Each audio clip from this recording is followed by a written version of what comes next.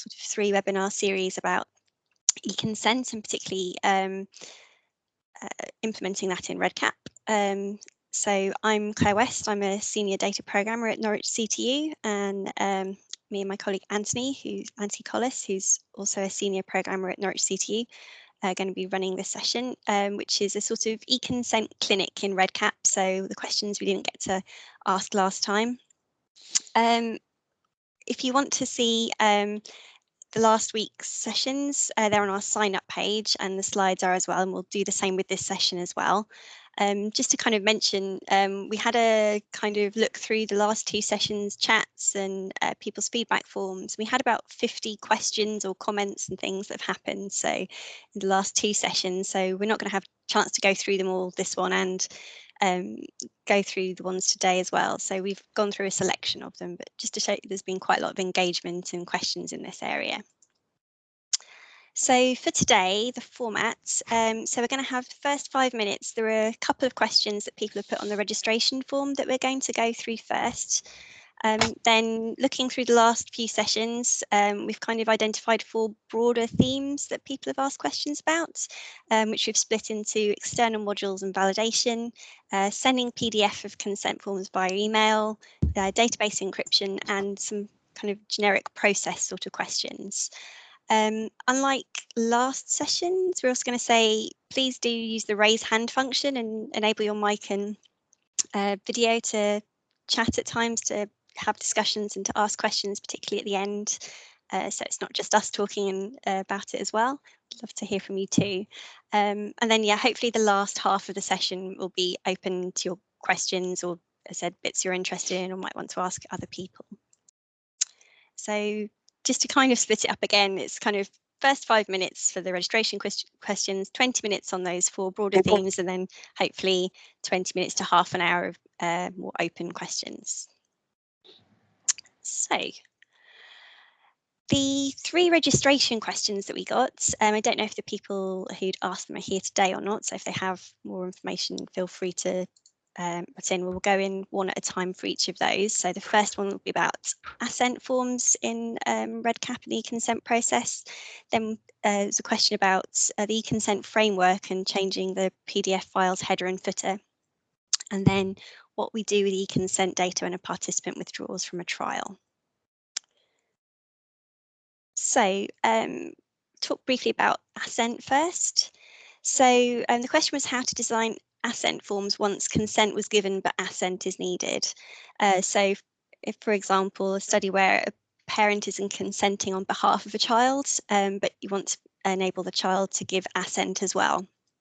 So for short studies or small ones where there's unlikely to change age greatly during the study, or there's one time point, for example, that would just be very similar to the dyad situation that we mentioned last week, where you'd have one parental consent form and another child assent form. But obviously, if there's multiple time points or larger studies, the child could reach the age of consent during the study, in which case you'd need to then have multiple versions of the form. So child consent, assent, and parent consent form, and a process to monitor that.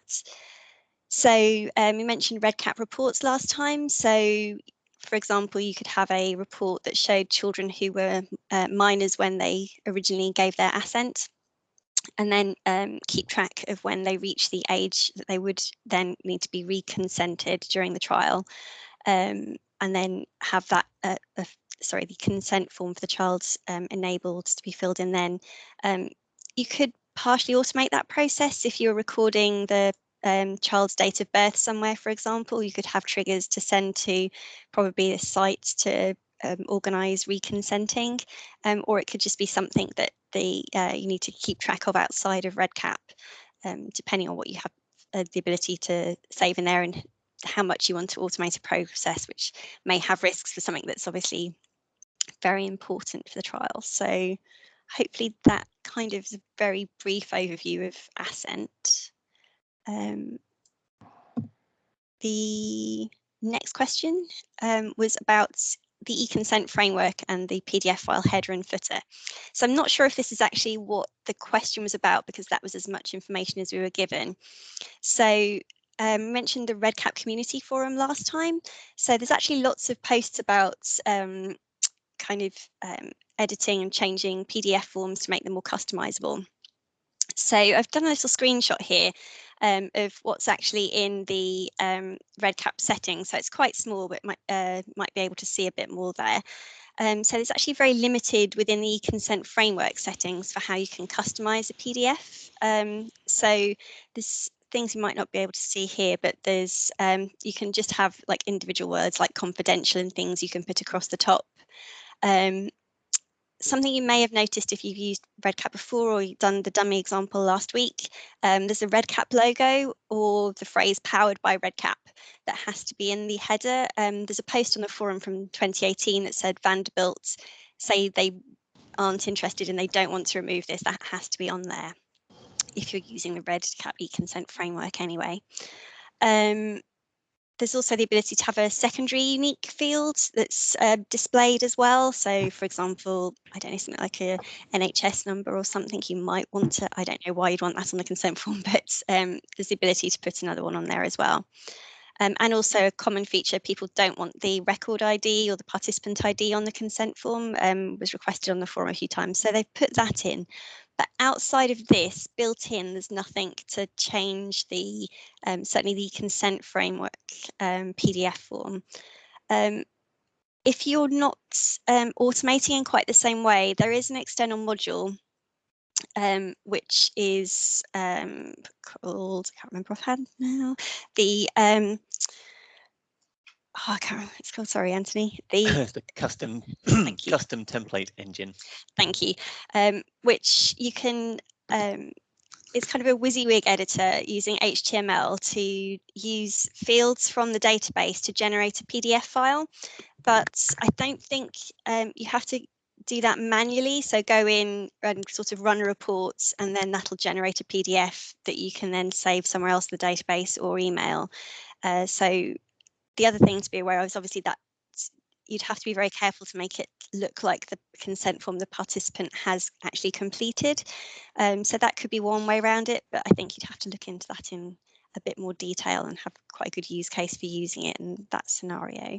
But if anyone else has customized their consent form headers and footers or has any suggestions, feel free to put in the chat and we can talk about it in the open session in a bit. So the last sort of registration questions, call it, was to do with what you do with eConsent data when a participant withdraws from the trial. So I think all of our eConsent systems are built in with the rest of our trial data for REDCap when we use it for the whole thing. But generally, obviously, once you've consented someone, you need to keep the details of their consent even if they withdraw. So your protocol for the study should detail how long you need to keep those details on file or on the system.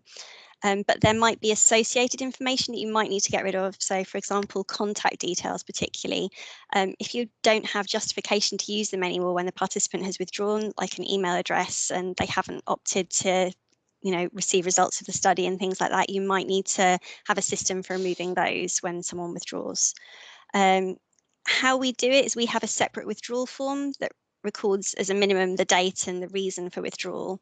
And then that field that has, the participant who has withdrawn and from what areas, we then use as logic for other parts of the system. So, for example, if you have email triggers to send information at the end or follow-up surveys, for example, you then include the withdrawal logic on there, so you won't contact people who've withdrawn.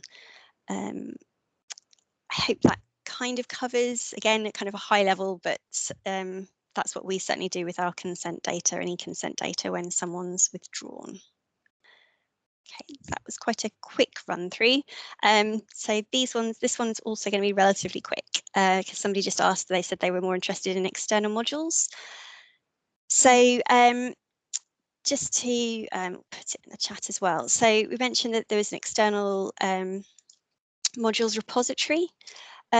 So you can access this in your REDCap system. There'll be a link to it, or you can follow the link that I put in chat there. And that has a list of every external module. The advantage of going via REDCap's, your REDCap system, is it will then say which version of REDCap you are using, because not all external modules work with every version of REDCap. You can actually kind of get around that, and because they're all on GitHub as well. So if you want to take your chances and validate it yourself, you can test it again and download it from GitHub instead. But it's a good central place to get all of the external modules. So yeah, I would suggest having a look through, and there's a search function and you can see which ones are out there. More added all the time. So in our last webinar, we mentioned 12 that we use that I think we think are related to eConsent. Again, I don't think I'm going to go into them here because of time and that kind of thing, but they're on our slides for last week's session if you want to look at those. Equally, again, if anyone else has any they really like or find useful, please share them, because it's always nice to hear about other people's experiences and find good tips for new external modules. Again, wanted to kind of highlight that you can write your own. So one of the ones you mentioned last week's one that's Anthony wrote that he's hoping to release to the repository in the next couple of months. So just to say, you can just use them internally. So we have a few that we probably won't release because, you know, we're confident for our use. You know, it's with all of them, there's the caveat that you need to kind of look at them yourself. So, but you can also share with the community, especially things that you think it's not just trial specific that other people use. It's a really nice part of REDCap is that sharing. So being part of that's really good. And we were writing code for, and we do write code for projects anyway. So having that eConsent framework of kind of is quite good practice to share within your own projects, but also then with other people. You know, you've got the it puts you into some quite good habits as well of having kind of optional variables there that you set as well. So it's not just all at the back end, it's nice to have an interface as well. So related to that, there was a question that was on the Padlets last week that we didn't get to, but also in general that a lot of people have mentioned, and there's a lot of discussion about, is validation of REDCap in general, but also there's this question specifically about external modules, and yes, you do need to validate them yourself. They're kind of sold as seen, so you need to do your own due diligence, as it were, on them. So you will need to validate them when you add them to a new project. It's sensible to have a look at them, but particularly when you upgrade REDCap, every time you update the module in question, and when you update your PHP version, all of those have the potential to break an aspect of an external module, and depending what it is, that could be really critical to the project. So we suggest you upgrade your modules and REDCap at the same time if possible, so that you don't have to keep doing multiple steps of validation. But how frequently you update and what the actual external module is might mean you might need to do that a bit more ad hoc sometimes. So you'll need to have a plan to work through to test all the functions. You can find funny little bugs that aren't only really specific use cases. So it might just not work for or break one specific type of field. Sometimes we've had problems with them not working well with checkboxes, for example, because they look a bit different. So you have to be quite thorough. So having a list of things you generally check with every project is good. I don't think there's a central example of things to check when you validate these, but certainly coming up with your own and things is very important. Also documenting the results of your testing is important, because just remembering what you've checked, there's so many external modules and things, it's easy to keep lose track, and important to show that, I think regulatory wise as well, if you're using things like external modules, that you are taking responsibility for checking those too. So I'll pass over to Anthony now to do the next couple of themes. Oh yeah, so the next 4 slides will be some themes that kind of emerged from the 50-odd questions that people asked that we've tried to group together in a vaguely sensible way. So I'm going to start straight with what seems to be quite a controversial one. Is it secure to send PDFs of eConsent forms, completed eConsent forms, by email to participants? I'd be really interested to hear if anyone sort of encountered issues around this or found that people have flagged that up as a problem, because it's not something that we've really had a problem with thus far.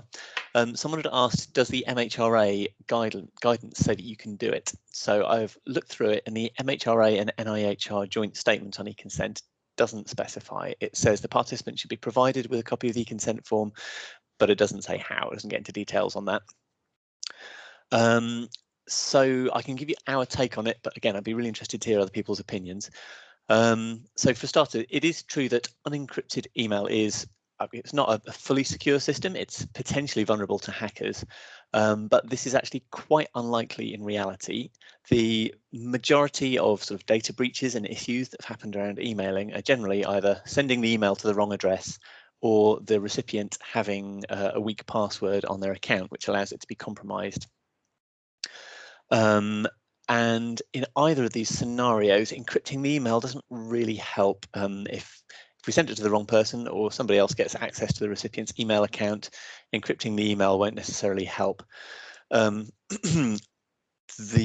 suppose, so what we do is we make sure we've got a method for confirming the address to sort of avoid that first problem of sending it to the wrong person.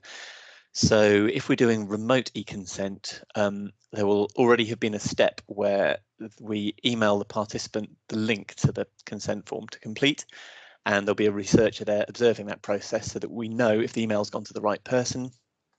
And if they've completed that successfully, we know we've got the right email address so that when we send them the signed copy of their form, that it's going to the right place. And if it's done, if the eConsent's done in person, then we need another system for sort of making sure we've got the right email address on there. And as for the security of the recipient's email account, there's a limit to what we can do about that. I think it's just good practice for everyone to make sure their email account's secure if that's how they want to receive important documents. Having said that, there is a way around it where rather than emailing the actual PDF document, you could send a link. So you could have the PDF upload to another REDCap survey page, which you then password protect and send a link to that page to the participant. And then you also need to send that password to them in a separate format. So if it was online consent, you'd either sort of display it on the screen for them to write down, or you could give it to them by telephone or by text message. It's just really important if you're using password protection that the password doesn't go via the same method as the link. Otherwise, you're just kind of handing people the secured thing and the key to it at the same time. So yeah, that's our take on it. But again, fascinated to hear other people's points of view because this is obviously something that's come up quite a bit. Encryption of database and typed signatures and PDFs on the server. Again, encryption obviously very important for keeping data secure. I think it's most important for removable and portable media such as laptops, phones, and memory sticks. Don't we use memory sticks anymore? I guess they probably get used somewhere. So anywhere where like an attacker or somebody who shouldn't have access to the data can get access to that physical storage media and plug it into something and see what it says. It's probably less useful. I mean, it's fine, you can do it, but it's probably less useful on a server where no one, like people shouldn't have access to the physical storage media. And if someone has got access to your server, then they're going to be able to get access to the data because it will be, they should be able to view it because the encryption system will also be on the server. So yeah, basically REDCap doesn't encrypt data itself, but you could, if you host REDCap on a server which is encrypted at the file system level, then yes, that data will be encrypted. So that's probably what I'd recommend if that was an issue. And I think Amazon Web Services and Azure come with database encryption as standard. But yeah, I think in terms of data on the server, standard good security, server security processes like physical security, good user management, authentication, and all those sort of measures are the important first line of defense. So yeah, that's our sort of take on encryption. Again, very interested to hear if people have got other views or experiences on that. Quite a few questions came up around processes, quite a few of these from Matt's talk, but so one question was, do you need a pre-consent stage for storing the participant's contact details? This depends slightly on how you're doing eConsent. If it's remote eConsent, where you're going to need to email them the link to the consent form, yes, we do need to get consent to store their email. That can be done verbally, though, at the clinic or over the phone. You can just say, can we store your email in order to send you the consent form?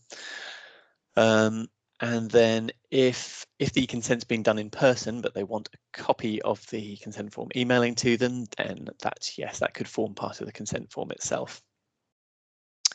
Very good question about preventing participants from inadvertently consenting twice, and whether that's possible. The answer to which it is, not always 100%, but there's certainly things you can put in place to make it less likely to happen.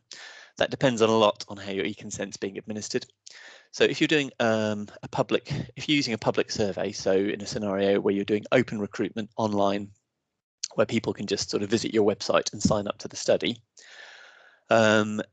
you need to sort of think of as good a way as possible of figuring out that your participants are unique. For one study we did, the participants needed to enter their mobile phone number and email address.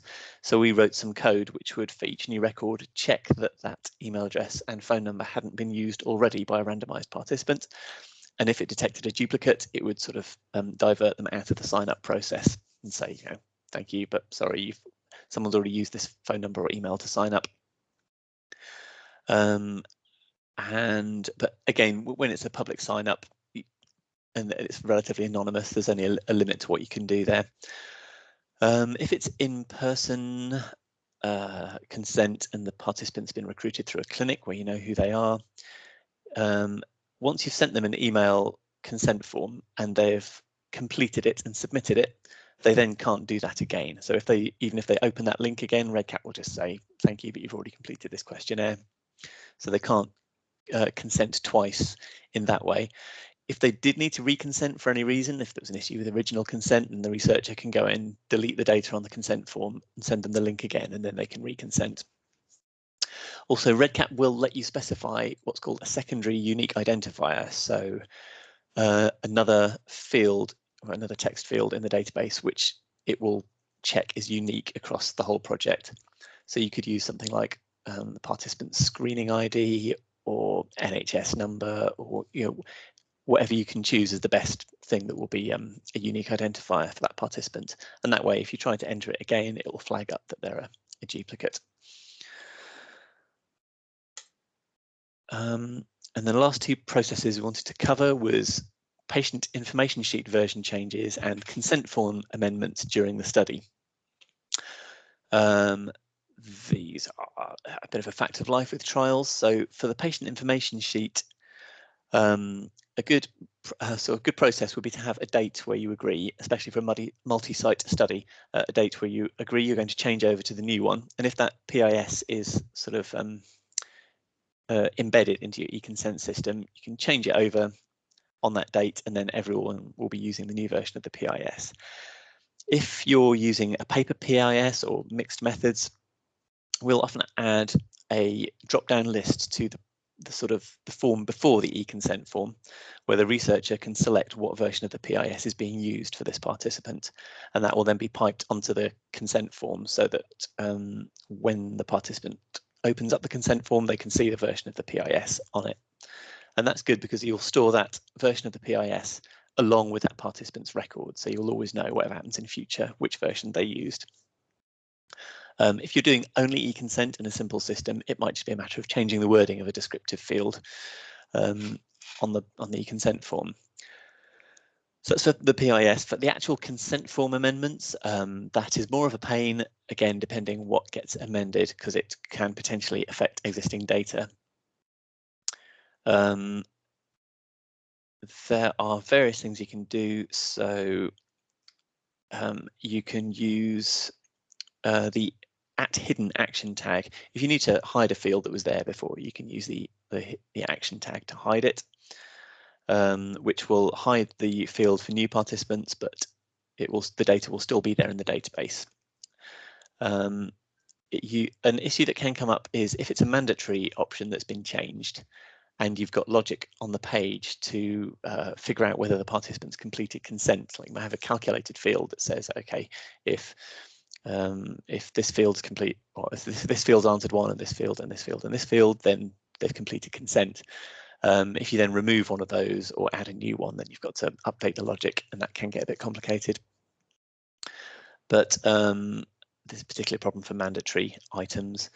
But yes, are there a mixture of using action tags and branching logic, especially if there's something that only affects one site?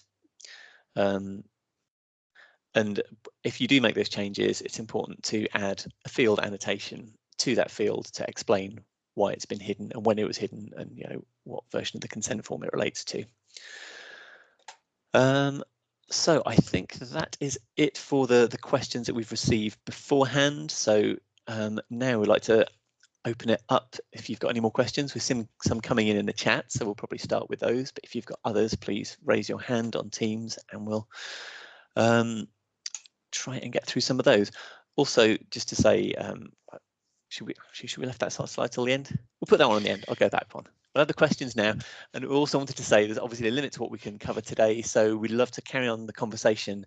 We were going to suggest Trilaborate as a good forum for sort of continuing these conversations about eConsent and REDCap and things.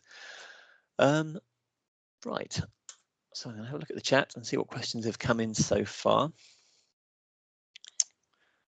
So I was going to say, Naomi, your question and saying about multiple members of the same family using the same phone number and email address, that's really, yes, something that happens and so difficult to try and stop people limiting it, trying not to solve one problem and not cause another. So the case when we used the mobile number and email address, it was an open recruitment and it was going to be a smoking cessation app. So we knew people were likely to have mobile phones and would be hopefully using their own, would only be able to have an app per phone anyway. So it was really suitable for that situation.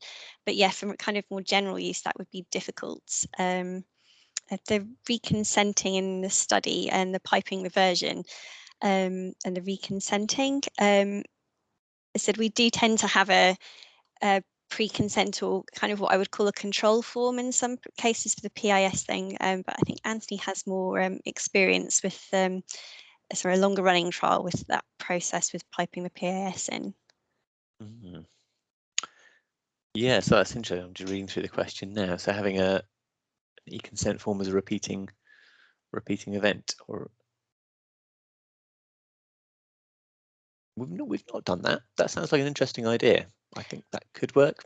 Do you want to share your experiences, Naomi? Or hi, yeah.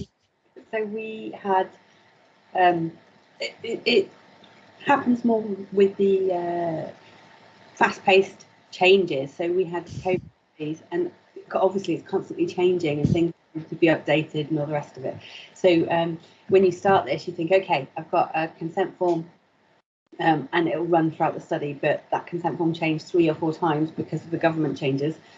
And when you needed to reconsent, we hadn't built that in, and obviously it's not something you can retrofit to the data. We solved it in a different way, but I was wondering if you had any experience where you would, or anybody on the call actually has experience where you would create, because we have a pre-consent form which has our pre-consent questions and then the version controlling, which pipes into the consent form the participant receives as a survey, and we send that directly to them through REDCap. Get their email address at that point so that REDCap doesn't actually store it, it drops it off afterwards if you don't have it visible. And then they go through the consent process, and then the clinician then does their form, which is the next form. And by then making that an event, you potentially could repeat the entire event, so that if you've had a reconsent or the consent failed, we've had a lot of consents fail through REDCap. I'm not quite sure why, where they come up yellow instead of green, and there doesn't seem to be any rhyme or reason because all of the answers are filled. So yeah, don't ask, I don't know why. I still haven't figured it out. But yeah, for those purposes, I don't know whether anybody else has got any experience of those repeating or reconsenting eConsent.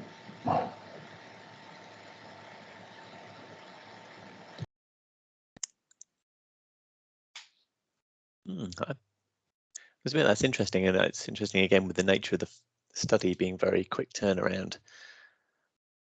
I think we've had a requirement sometimes to confirm consent at each study visit, but that's a bit of a different scenario because it's pretty much just ticking a box to say yes. And yeah, as we've known beforehand, so particularly again when it's like a dyad and there's a carer consent, they change really quite frequently, but it's different when you're building that in from the start. Yeah, and that's again multiple events, so and the event's going to happen. That'd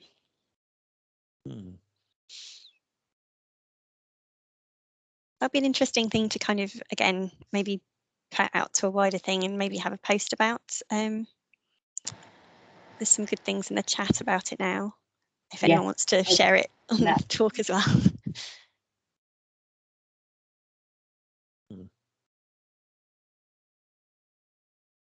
Yeah, no, that's like a really interesting topic.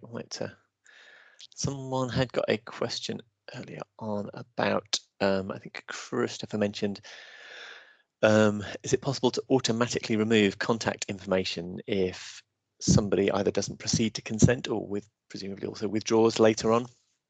Which is also a very good question. I think REDCap out of the box, no. The closest you could do would be put branching logic to hide the contact details forms, but that still requires a manual step, and it's not really what you're after. But that does sound like quite a useful feature. Something I've kind of had in the back of my mind as a possible external module, if I ever got time to write it. Something that just would, look up and kind of when a form is saved, perhaps a withdrawal form, or you'd need a field somewhere to say yes, this person hasn't consented or whatever, and then it could trigger a sort of, you'd have to, I think, save blank data over the contact details, but that's a possibility. So again, I don't think there's currently an external module that does that, but I could be wrong because new ones are getting added all the time. So I think I was thinking of more the scenario, not so much consent, but we have like a public survey trying to get expression of interest in a trial. They fill in a load of sort of personal information, and then they just decide not to go ahead. So we might collect quite a lot of those, and obviously we've got a duty to sort of not keep the data. So that was that sort of more that scenario, I think, which I know is slightly different. I appreciate. Yeah, I know. I mean, it's sort of different but similar, I suppose. I think so far we've just done it manually, where we have a report so that if it hasn't been completed in a week, or partially entered and stuff, and they haven't consent or whatever at the end hasn't been completed, for someone to go and manually delete it, because it's never been enough volume for us to automate so far. But again, I can see, especially if it's expression of interest, depending on the trial, that might be quite a large number. So it's always the sort of flip side of automating it is you might, the risk of accidentally deleting something you didn't mean to. But I think we did add on one of our older non-REDCap systems a thing that when the participant withdrew, would automatically delete their contact details. So I think it's potentially a good, quite a good idea. If anyone fancies writing one, then sharing it with the group, that'd be great. I certainly can't see if anyone's got their hand up at the moment. So if anyone can, I've got the wrong thing open. Here we go. Also see Steve Harper was asking about the mobile app at sites recording eConsent. Yes, which we can talk about. Can I ask, do you have any experiences, or are you considering using it, or is it just out of interest? Yeah, it's just an interest really, because I'm just thinking about the sites that our CTU deals with, and there are some requests sometimes where we need to provide some sort of equipment for the research nurses to use, whether that be a PC. Normally it is that, but we do have the times when they say, oh, can we do it on an iPad instead? And obviously, as you know, REDCap doesn't really format very well into mobile. So I was just wondering, would the mobile app be a viable alternative? So I can give our experiences. I would also be really happy if someone else could give their experiences too, because obviously it's a bit subjective. And also given how it REDCap kind of renders on an iPad. Anthony's done some work on that recently for a trial. Generally, this is just a personal experience. I really didn't like using the mobile app.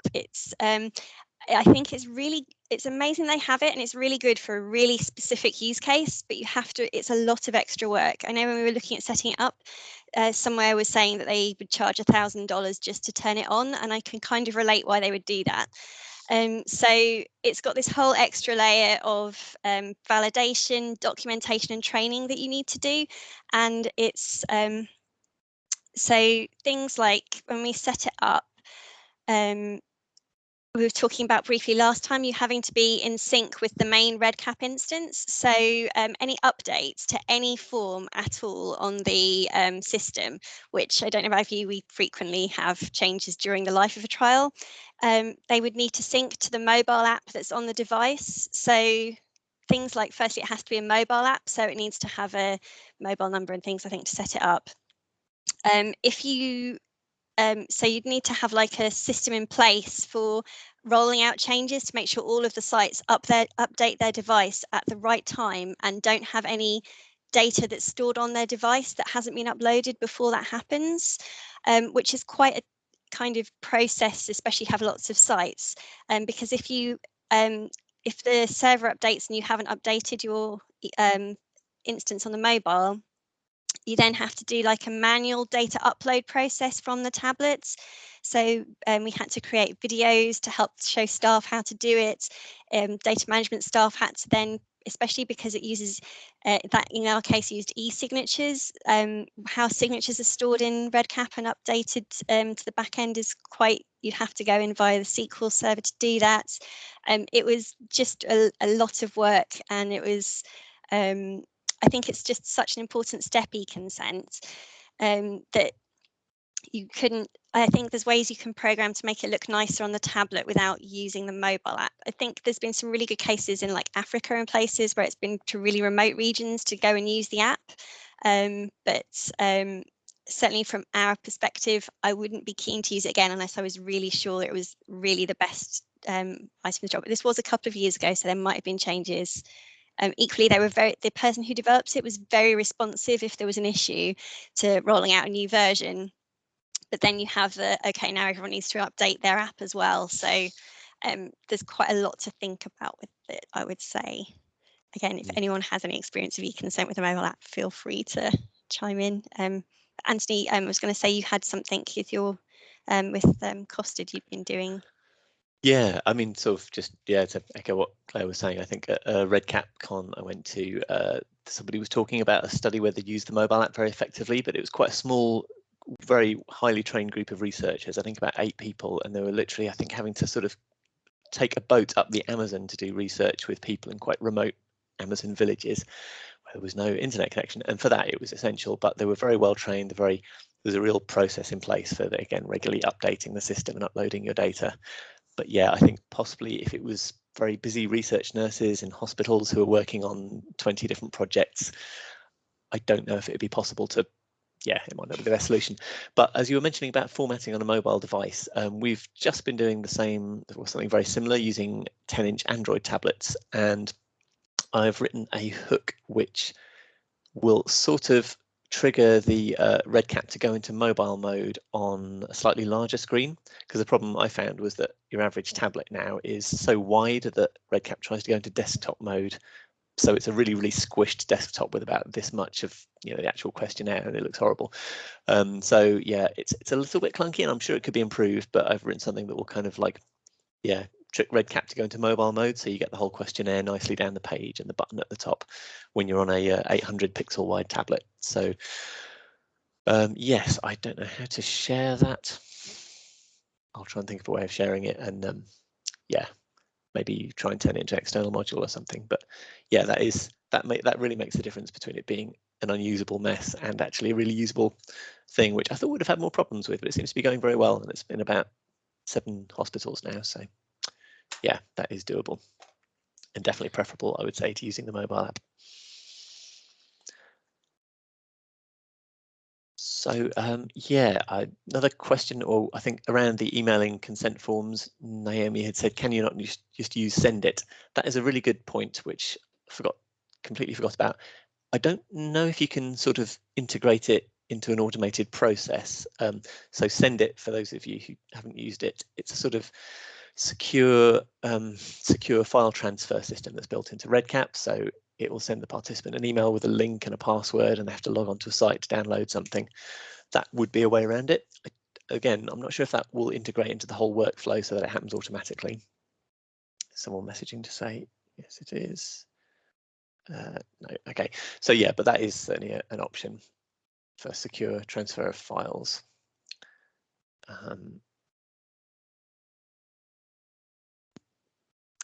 So, I think I've lost my place in the questions. so Janet Harrison has a really good question that certainly we've come across again. I don't know if you wanted to talk about it, Janet, or if not, I'm happy to read it out. Well, yes, it just I can see other people have already had this thing. It's really, like you said, if you can't, prove that the email address you've got or you're going to send the invitation with is a valid one before you actually do this step, then you've got the potential for 2 cases where you don't get anything back. The email invitation goes into a black hole, and that is, you've got what looks like a valid email address, but when it comes to send, it isn't, and so it bounces back. But you wouldn't know that until that point. Or it's a valid email address, so it doesn't bounce back, but it goes to somebody it shouldn't potentially. You've got the wrong email address for the prospective participant. So in both cases, the email is sent. It looks as if it's sent when you look at the survey distribution tools. And I'm just aghast that you can't seem to sort of say, well, get rid of that, let's pretend we never sent it and do it again. There doesn't seem to be a way to do it. So you have to go in and get the link, copy the link into a manual email and send it off like that. And so it's sort of then outside the automated process, which is a nuisance. But is there any way around that? Yes, I have got a bit of a workaround for that, which is if instead of using, so you've got the automated survey invitations, is that what you've been using so far? Yes, the automated invitation, yeah. So if instead of using those, there's the new-ish alerts and notifications feature in REDCap. If you use that, you can set it to send the email every time a certain form is saved with changed data on it. So what I tend to do is say, okay, trigger every time the contact details form is saved with new data, as long as the consent form's not been completed yet. So what happens is if you send it off, save the page, it triggers the email, and then if it hasn't arrived, either it's got stuck in someone's spam filter or you had the email address wrong. Well, say you got the email address wrong, you can then go back to the contact details page, edit the email address and save it again, and that will re-trigger the email. And then once the participant's completed the consent form, that email won't send again because the logic says, only send it if the consent form's not complete. So that's the way around that we've used it. I think that seems to work pretty well. The only thing you lose with that approach is with automated survey invitations, you can specify an expiry date or a number of days after it's sent that the link expires, and you can't do that with the alerts and notifications, I don't think. But for a consent form, that's not such a problem, depending on your scenario. But yeah, that would be my tip. Does that sound like it'd be? Thank you. So Naomi, did you have a response to that, or is it a different question? I ask because you said the contacts, every time the contacts form is updated.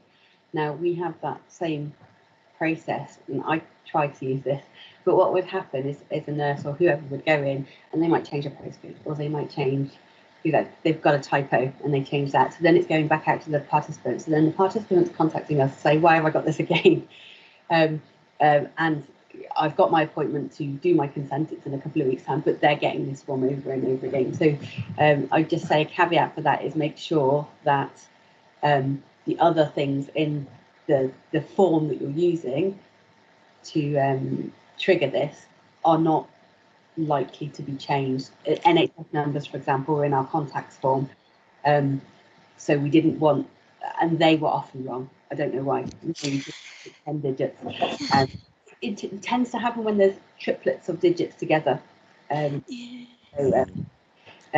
we had to turn it off in the end, but we use notification systems for that purpose. But does anybody know if where they've got the resend if the form has been completed again, is there any way of doing it resend if this field is changed?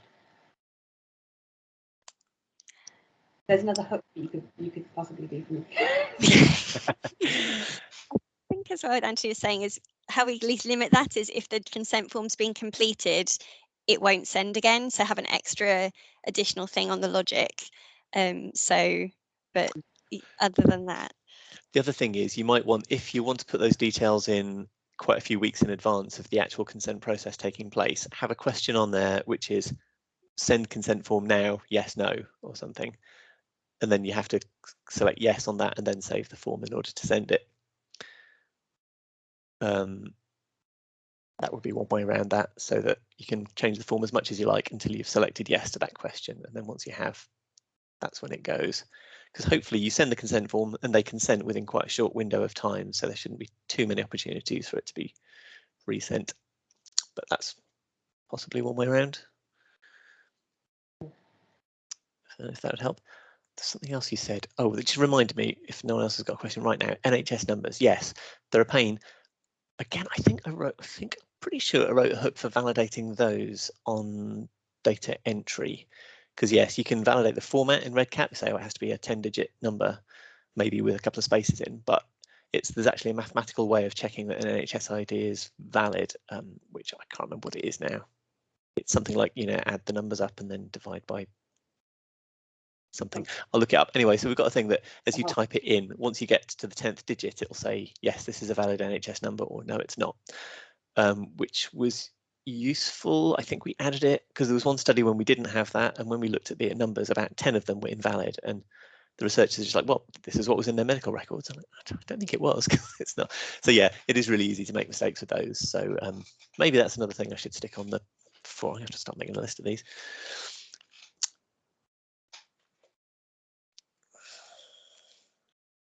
A few more questions coming in. Yeah, so there are a few questions which has been answered in the chat, but about multiple DAGs and the DAG switches. So yeah, I don't know which version of REDCap that came in as being built in, or no, it's the one we've got. But yeah, that's handy. Just getting down there.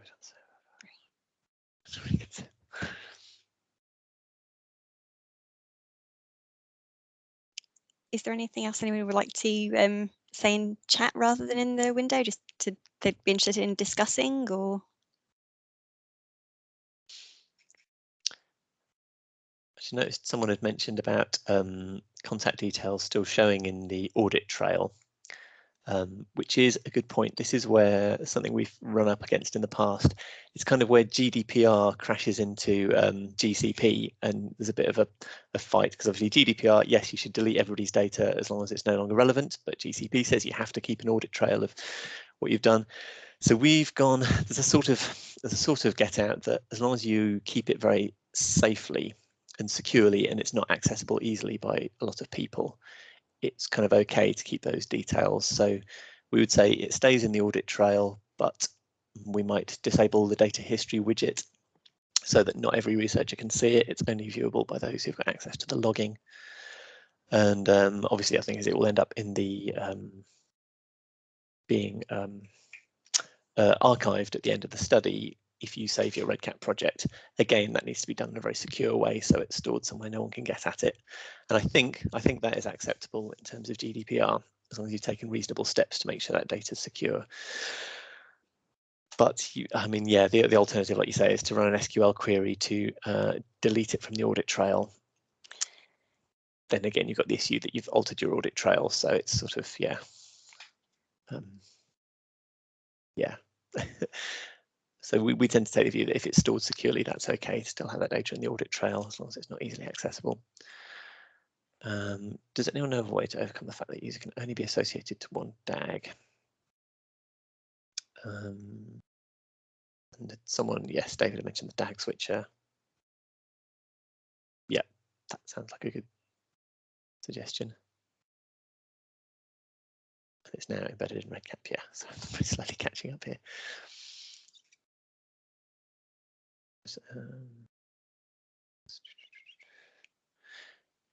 And yes, if you don't have the newest version of REDCap yet, there's an external module that will do the DAG switching too. You can get from the repository.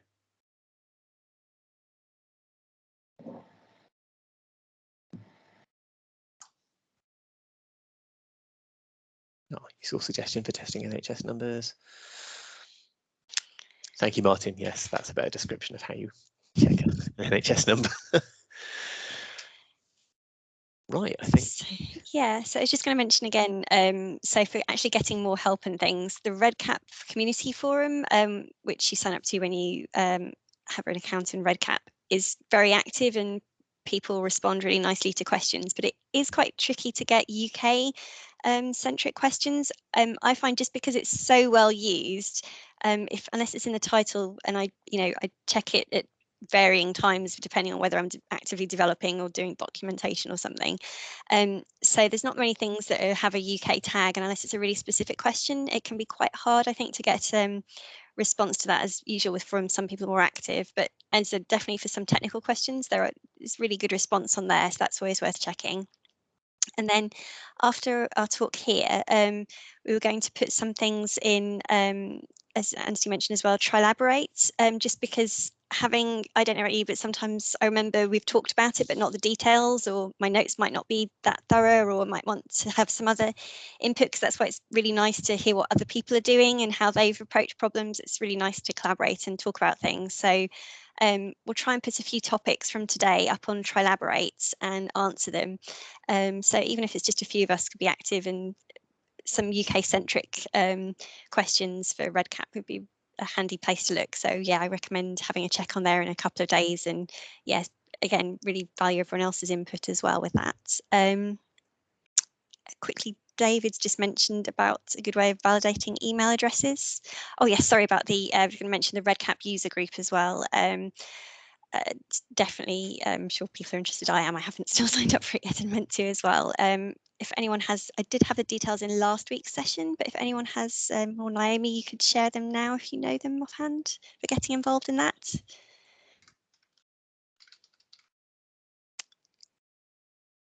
I think I have a different user group to you, but Okay. I can find them. Oh, cool. Your That's user interesting group? to know. So I'm at the University of Birmingham, and we set up just a local community of all the people at the university and the sort of people that we've met with in the West Midlands. But we're happy to kind of share thoughts, ideas. It's just in Teams where we just share things that we found and things like that. But if anybody's interested, I'm quite happy to put that up. But I know that you guys have got a group as well. Yeah, I mean, there's a UK CRC REDCap user group, which is, yeah. It's great for those people that are in clinical trials units or recognised clinical trials units. I sit outside a trials unit at the moment. Oh, I see. I'm moving into one, so hence the crossover. But yeah, so we try to do it so that we're including people that do non-sequence studies as well, and generally sit outside trials units so that we could kind of expand. They're the people that tend to know survey use and things like that because they do a lot more of it. Yeah, okay. Yeah, that sounds really interesting. That'd be really good. Yeah, it's just hard because I think a lot of us are really interested in trying to share ideas and things, but it's so hard to either get things off the ground, or if you don't already know about it, find out about them. So yeah, we'll obviously send around anybody's suggestions for things as well. And yes, I can't remember if Trilaborate's just CTUs or not, but for UK CRC. But Yeah, and yeah, if there's any way on the actual REDCap forum to get a bit of an easier way to find our presence as well. But yeah, any suggestions are welcome too. Any ideas of, lastly, validating email addresses? I think we might need to try and put that in a thread somewhere too, but equally, if anyone does have any thorough ways. Yeah, I mean, we've gone with the approach in the past of having a field like type your email address again, and then a calculated field that checks whether they match. It is a little bit half-baked. It's not ideal. I think the main problem with it is that quite often, because you type your email address out of a sort of muscle memory, or you just type it wrong twice if you're going to type it wrong, which is frustrating. I think the best way of doing it is to have you type it in, and then it sends the participant an email, and they have to click a link to validate that they've got that email. It's also not foolproof, and it would need a little bit of programming, probably a bit of a hook. I mean, you could just send them a survey, and then they have to click the link and then click, yes, this is my email or something when they get there. That would be, you could do that with REDCap out of the box. So that might be one idea. But yeah, the double entry thing tend not to use now, I think, just because it's probably better than nothing. Yeah, I think we have done, but with some PHP or something, JavaScript. But yeah, Well, we better leave it there because I think it's kind of come to the end of the session. So firstly, just wanted to say thanks for everyone for your contributions and for applying in the chat and answering questions and coming along. It's really great to collaborate and talk about this stuff. Yeah, if you wouldn't mind filling in the feedback form that's in the chat, or you can follow the QR code there again, just because it's really helpful to find out how you found them and how you found this, or if you have any other questions again. We'll send around another link, but to the recording and slides for this again. It'll be on the sign up page again if you do miss it, but we'll send it around in a couple of days when it's up again. And yeah, thanks for all of your inputs. There'll be a guidance document in a few months again that we'll put on there, but yeah, thanks very much, and yeah, hope to chat again soon to everyone.